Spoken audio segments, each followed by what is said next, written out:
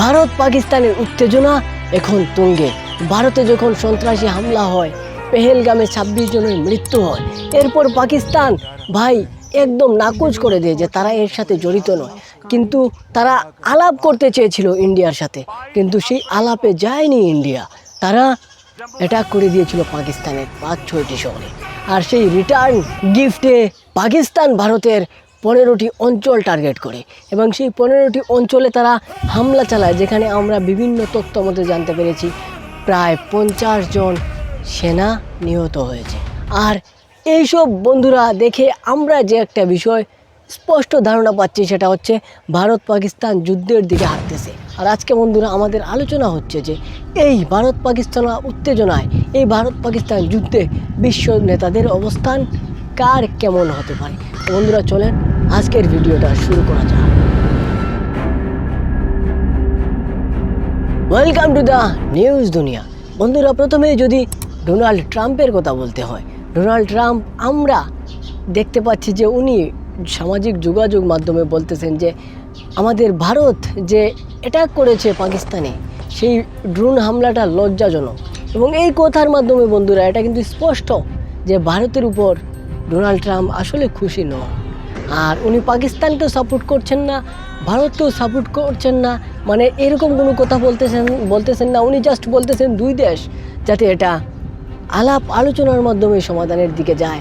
উনি যুদ্ধ চাচ্ছেন না। তবে উনি যে কথা বলতেছেন যে ভারত যেটা ড্রোন হামলা করলো সেটা লজ্জাজনক, এই কথা এটাই স্পষ্ট যে উনি ভারতের উপর খুশি নন।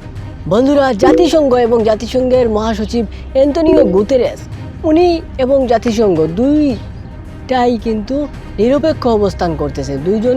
দুইটা দিকই নিরপেক্ষ অবস্থানে যাচ্ছে। তারা জাস্ট এই কথা বলতেছে যে দুই দেশ যাতে সংযম দেখায়, দুই দেশ যাতে আলাপ আলোচনায় যায়, দুই দেশ যাতে কূটনৈতিকভাবে বিষয়টা সমাধান করে। বন্ধুরা চীনের কথা যদি বলতে হয় তাহলে চীন ভাই রে ভাই, চীন ভারতের বহুত আদিমকালের শত্রু। আর এই আদিমকালের শত্রু হওয়ায় তারা কিন্তু ভারত যে হামলা করেছে সেই হামলার নিন্দা ওপেনলি জানিয়েছে। এবং সেই নিন্দা জানানোর কারণে এটা স্পষ্ট যে তারা পাকিস্তানের সাথেই আছে। আর পাকিস্তান চীনের সেই আদিমকাল থেকে যে মিত্র, এটাও কিন্তু আমরা জানি। পাকিস্তান চীনের যেই কাল থেকে মিত্র, সেই কাল থেকে চীন আবার ভারতের শত্রু। তাই পাকিস্তান এবং চীনের মধ্যে গভীর বন্ধুত্ব। আর যদিও চীন তারা সামনাসামনি এই কথা বলতেছে যে তারা চীনে ভারতের হামলার নিন্দা জানাচ্ছে এবং তারা চাচ্ছে দুই দেশ যাতে শান্তির পথে থেকে বিষয়টা সমাধানের দিকে যায়।